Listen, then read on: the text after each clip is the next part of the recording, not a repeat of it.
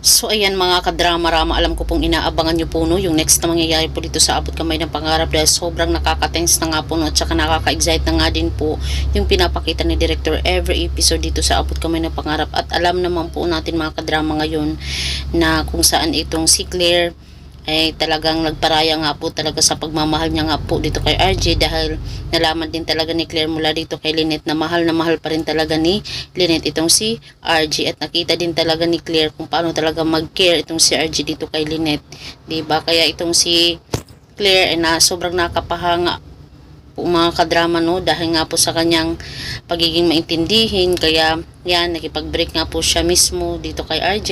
Kaya itong si RJ ngayon talaga ay magsasabi na nga po talaga, magko-confess na nga po siya dito kay Lynette na hiwalay na sila ni Claire at okay lang ito kay Claire dahil nag-usap naman po talaga sila.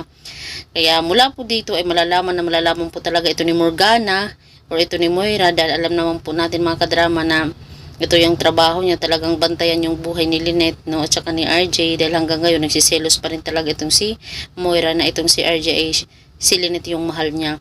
Kaya ngayon, malalaman po talaga ni Morgana at sasabihin niya dito kay Carlos na nagbalikan na itong si Lynette at saka si RJ. Kaya yung mangyayari ngayon, itong si Carlos, alam naman po natin mga kadrama, yung last na nakita po natin sa kanya, yung sinabi niya ay sa akin lang si Lynette. Diba? Dapat na maghiwalay sila ni RJ. Pero hindi po yung nangyari dahil nga po itong si Claire ay nagpaubaya nga po talaga dito kay Lynette.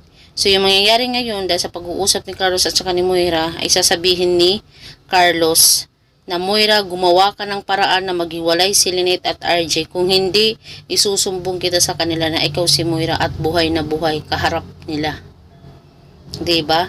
Dahil alam naman po natin mga kadrama na itong si Carlos ay alam niya nga po itong si Morgana ay si Moira.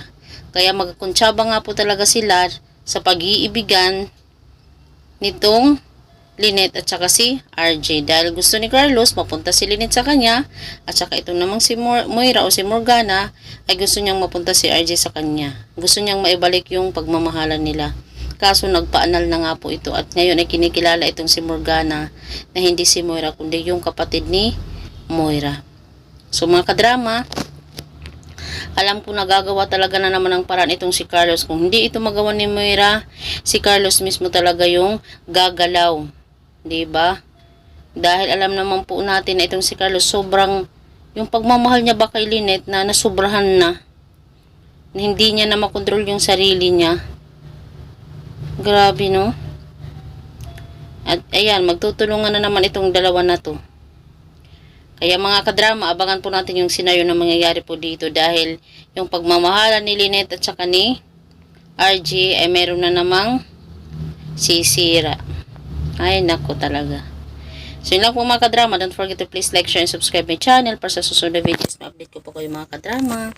Abangan mga kadrama sa next na mangyayari. Bye!